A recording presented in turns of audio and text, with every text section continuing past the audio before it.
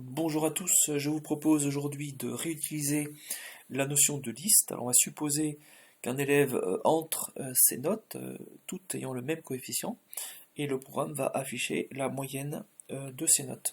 Alors juste une remarque, on aura besoin d'une commande ici.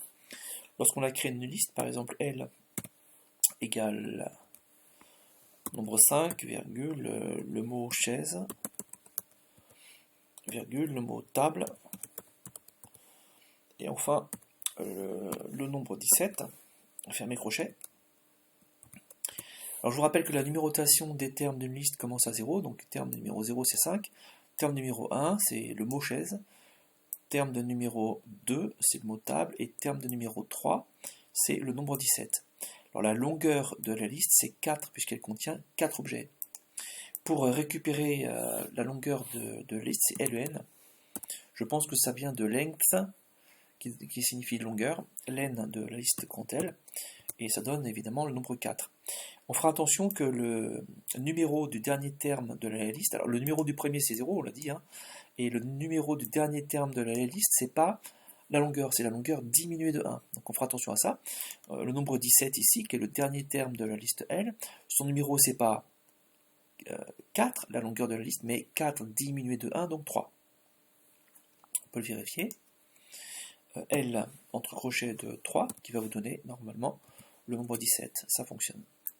Alors, je fais tourner un programme que j'ai pré-tapé et ensuite que je vais commenter. Je lance le programme. Alors, de nouvelles notes, je sais pas, 4. Soyons réalistes. Non, soyons, c'est juste pour rigoler. Hein. Nouvelle note 12. Ensuite, il a eu 10. Et ensuite, il a eu 20. Voilà. Il a vraiment progressé. Hein. Et on va convenir que pour arrêter de rentrer les notes, l'élève doit taper F comme fin, F minuscule ou majuscule, mettons F majuscule, et la moyenne s'affiche, c'est 4 plus 12 plus 10 plus 20 divisé par 4. Alors ceux qui ne sont pas très familiarisés avec le calcul mental, pour que je les persuade, plus 10 plus 20 divisé par le nombre de notes, 4, ça vous donne bien 11,5. Alors, ensemble, on va regarder le programme, les astuces, hein, parce qu'il y a un petit peu à taper. Voilà. Alors, d'abord ici, il y a un blanc qui ne sert à rien. Liste des notes, en fait, ça va contenir les notes de l'élève et j'initialise à liste vide. Poursuivre, en fait, faut-il poursuivre ou pas? Bah pour l'instant, c'est oui, puisque je veux que ma boucle while. Alors pourquoi est-ce que c'est une boucle while? C'est pas une boucle for parce qu'on ne sait pas en fait au bout de combien de temps l'élève va dire stop, c'est bon, j'ai rentré mes notes. Comme on ne sait pas au bout de combien de temps est-ce qu'il va dire j'ai rentré mes notes, eh bien, c'est pas une boucle for. Alors, juste une remarque, il y a un petit texte qu'on pourrait rajouter ici, donc une petite amélioration, qui serait print, ouvrez les guillemets, tapez .f, chaîne de caractères. Alors là, c'est pas terrible, hein, pour que ce soit plus parlant. On peut mettre une apostrophe pour déclarer la chaîne de caractères. Tapez, ouvrez les guillemets, grand F, fermez les guillemets, ou ouvrez les guillemets, petit f, pour finir l'entrée des notes.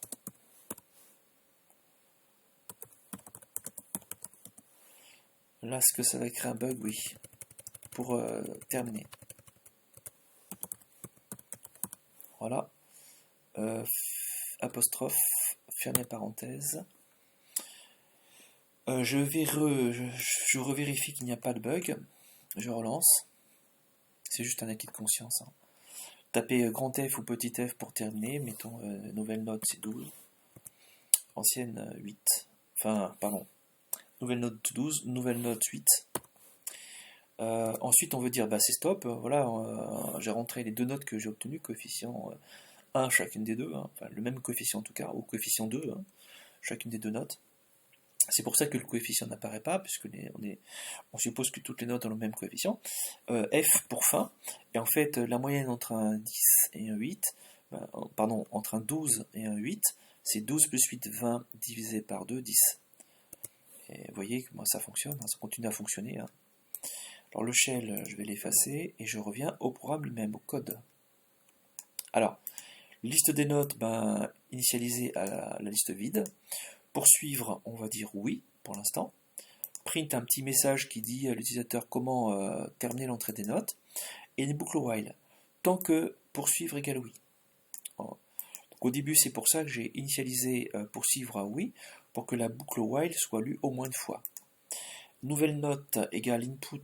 Alors, en faisant un input tout simple, bah, la nouvelle note, ici, nouvelle note, c'est une variable qui va être comprise comme étant une chaîne de caractères. Il faudra faire attention à ça, parce que comme on doit ensuite effectuer des calculs sur ces objets-là, il y aura un int devant qui va à un moment apparaître. Si nouvelle note, donc si ce qui a été tapé au clavier c'est la lettre grand F ou la lettre petit f, ben alors j'écrase l'ancienne valeur de la variable poursuivre, enfin la valeur actuelle de la variable, pardon, poursuivre, qui vaut actuellement oui, je l'écrase pour que ce soit un non. Pour que la condition de lecture de la boucle while ne soit plus réalisée. Donc, si l'élève y tape grand F ou petit f, c'est qu'il veut arrêter l'entrée des notes, donc il faut sortir de la boucle while, qui est la boucle d'entrée des notes. On pourrait mettre un petit commentaire, ce sera plus sympa pour l'utilisateur, enfin pour une personne qui lit notre code. Donc dièse, on pourrait mettre que ça c'est la phase d'entrée des notes. Entrée des notes. Voilà, nouvelle note, if note, else. Sinon, sinon c'est que l'élève il a rentré une note normale et qu'il veut poursuivre. Dans ces cas-là, il faut qu'on augmente la liste des notes à la fin de la valeur numérique int de nouvelle note, donc de ce qu'il a tapé en fait au clavier. Ensuite, vous avez une partie qui est le calcul de la somme des notes. J'initialise une variable grand S à 0, en fait, grand S qui va représenter la somme provisoire des notes. Au début, ça vaut 0. Et lorsque j'aurai parcouru toutes les entrées de l'élève, eh bien, le provisoire deviendra définitif. For i in range de 0 jusqu'à len qui donne la longueur de la liste des notes. Et souvent, ici, ça vous effraie un petit peu, parce que vous dites, mais en fait, le numéro du dernier terme de la liste des notes, c'est la longueur len diminuée de 1. Ben oui, mais comme de toute façon, la bande supérieure d'un range n'est pas lue, il ne faudrait pas mettre un moins 1 ici. De toute façon, ici, quand on va en fait faire référence au terme de numéro i de liste des notes, comme i ne prendra jamais la valeur longueur de la liste des notes, eh bien il n'y a pas de bug. Je vous rappelle que le plus grand numéro de la liste des notes, c'est sa longueur diminuée de 1. Donc ici, vous pourriez penser que ce que j'ai mis en bleu va créer une erreur, mais non, puisque la longueur de la liste des notes ne sera jamais lue. C'est ce nombre-là, moins 1, la dernière valeur prise par petit i. Donc il n'y a pas de bug en fait. Donc c'est vraiment génial, c'est la très bonne nouvelle. S'il y a des choix qui ont été faits pour le langage de programmation Python, les choix qui ont été faits par les créateurs de Python sont des choix extrêmement intelligents en fait. Ils ont très bien choisi. Ensuite, vous avez la phase calcul et affichage de la moyenne. Print la moyenne, c'est S, donc la somme provisoire qui est devenue définitive, divisée par le nombre de notes entrées par l'élève, qui est la longueur de la liste des notes. Voilà, donc j'espère que ce code vous aura intéressé et je vous dis à très bientôt.